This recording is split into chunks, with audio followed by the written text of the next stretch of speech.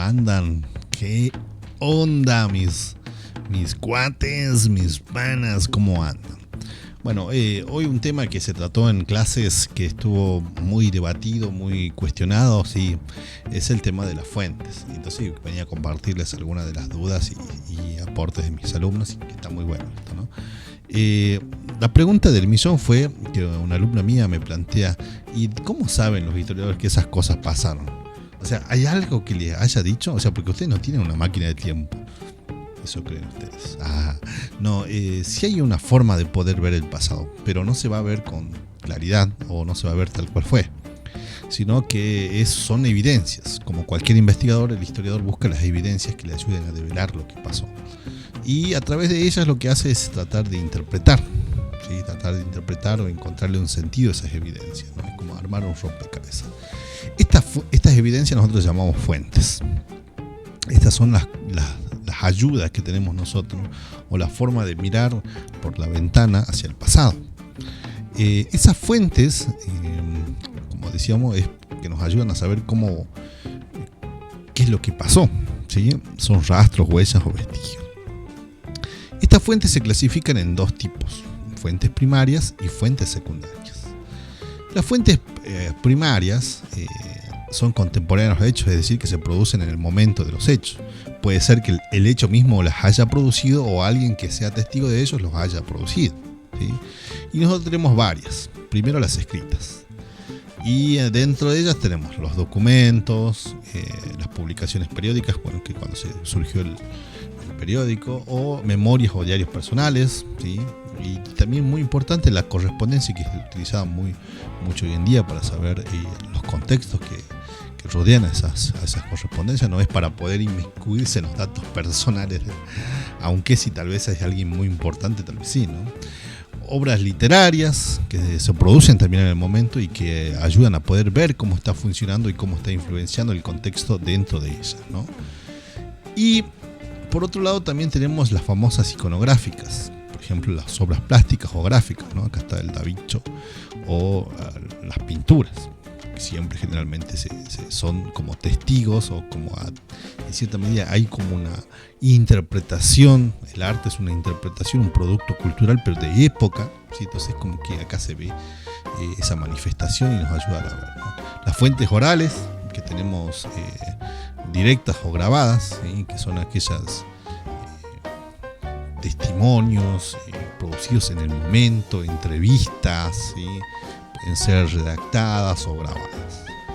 Y por último, las fuentes varias, que pueden ser objeto de la vida cotidiana, paisajes geográficos que quedan producto del evento, entonces que pueden ayudarnos a poder interpretar, a poder ver un poquito ese pasado. Y también, aparte, desde las primarias están las famosas fuentes secundarias, que se elaboran a partir de fuentes primarias. ¿Qué quiere decir? Que para que esta fuente secundaria pueda existir, tiene que haber una fuente primaria. ¿Por qué? El historiador generalmente agarra esa fuente primaria e interpreta lo que ha pasado y produce una fuente secundaria. Por ejemplo, los libros, ¿sí? Eric Hobsbawm, con un librazo, Historia del siglo XX, que es recomendadísimo para quien quiere saber bien así a pie de la letra lo que pasó y entender lo que pasó todo el siglo XX. Artículos de revista, ¿sí? Por ejemplo, revistas muy conocidas o revistas de universidad o de facultad o de escuela de historia, ¿sí? Que tienen que ver, por ejemplo, esta revista que es de la facultad a la que yo pertenezco, a la que pertenecí, o no sé si pertenecí, bueno, esa facultad que es de la Universidad Nacional de Salta. Saludos a los chicos de allá, a los profes, los extraño. ¿Qué dudas quedaron, no? Porque así de cortito no va a ser el video, ¿no? ¿Qué dudas quedaron? Y es interesante saber que uno puede decir, bueno, pará, profe, entonces, me dicen, ¿no? Profe, entonces, las secundarias se elaboran a partir de la primaria. ¿Qué pasa si no hay muchas fuentes primarias sobre el hecho? Y bueno, se hace lo que puede, ¿no? Imagínense con eventos tales que han sido, que sus fuentes han sido exterminadas de por sí, ¿no? Por ejemplo,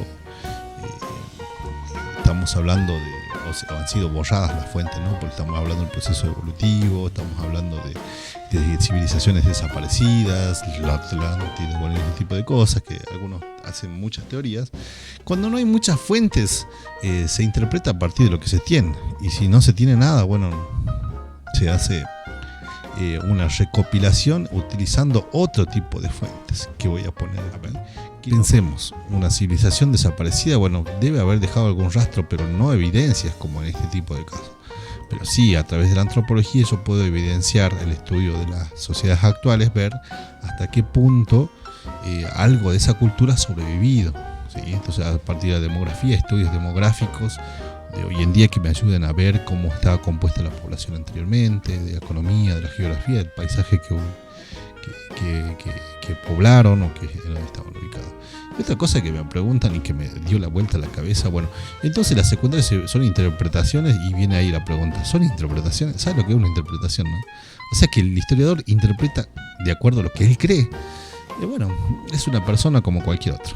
Sí, es una interpretación, sí, que trata de ser muy científica, porque tiene un método científico en el cual se tiene que valer para poder interpretar esto, para poder elegir las fuentes, para poder elaborar sus conclusiones, sus teorías, sus hipótesis, pero no deja de ser una persona que está cruzada por un contexto, por una ideología, por su pensamiento. Es una persona. Entonces, todo lo que va a decir va a ser producto también de eso, ¿no? Somos buenos, paz y amor. Bueno, esas dudas me quedaron, y la verdad que estuvo muy bueno la charla. De verdad que felicito a mis alumnos. Buenísimo, chicos. Espero que les sirva, espero que les ayude a poder entender un poquito mejor las cosas. Me olvidé de decirle, ¿no? Que también las fuentes, perdón, no soy así desde chavetado. Las fuentes primarias muchas veces también son conocidas como directas, y las fuentes secundarias como fuentes indirectas, ¿no? Bien, sería todo. Nos vemos. Chau, chau.